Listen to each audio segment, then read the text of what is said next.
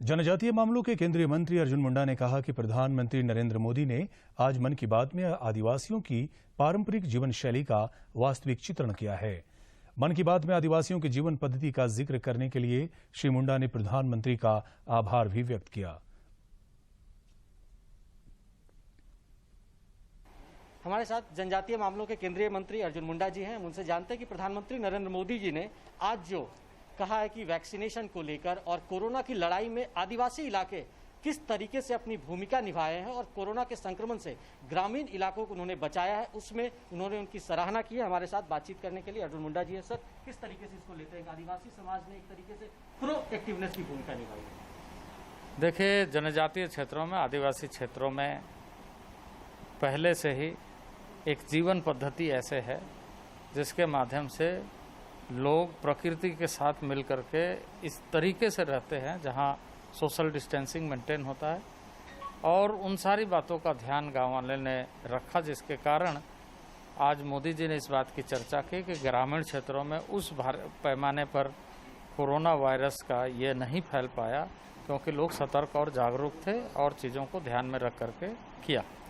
आने वाले दिनों में भारत सरकार ने आदरणीय नरेंद्र भाई मोदी के नेतृत्व में यह फैसला किया है कि सबको वैक्सीनेशन हो, और मैं इस बात के लिए भी कि लगातार मॉनिटर करते हैं माननीय प्रधानमंत्री जी, बताते हैं, और अभी 36 करोड़ से अधिक डोसेज जो है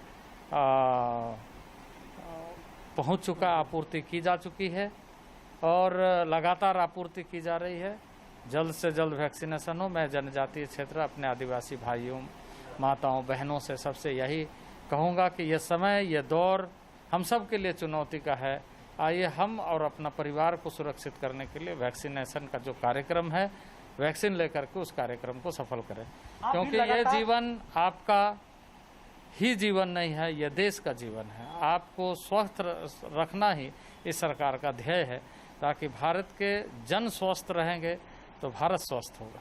सर, शुरुआती इलाके में, ग्रामीण इलाकों में टीकाकरण को लेकर कुछ भ्रांतियां थी। आप भी लगातार क्षेत्र में गए, सरायकेला हो, खूंटी के इलाके में आपने लोगों को जागरूक किया, तो ये भ्रांतियां क्या धीरे धीरे मिट रही हैं?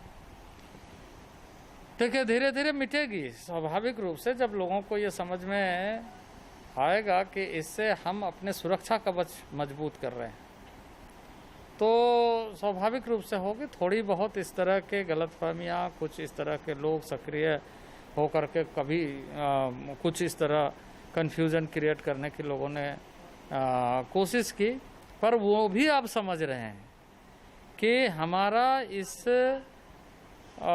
वायरस से लड़ने का एकमात्र हथियार हमारे सामने ये वैक्सीन है।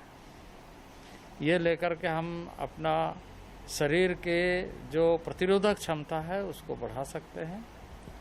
हमारे अंदर की जो क्षमता है वो अगर मजबूती के साथ ठीक रहे, अच्छा हो, तो हम उस लड़ाई से जीत सकते हैं। तो वैक्सीनेशन जरूरी है और कोरोना का एक सबसे बड़ा कवच टीकाकरण है, जिसकी लगातार प्रधानमंत्री भी कह रहे हैं कि लोगों को वैक्सीनेशन के लिए आगे आना चाहिए, और भ्रांतियां धीरे धीरे छट रही है। केंद्रीय मंत्री अर्जुन मुंडा जी से हम बातचीत कर रहे थे, उन्होंने भी साफ तौर पर कहा कि जनजातीय इलाके में एक जो जागरूकता का माहौल है वो भी पैदा हुआ है। दूरदर्शन समाचार के लिए रांची से मैं दिवाकर कुमार।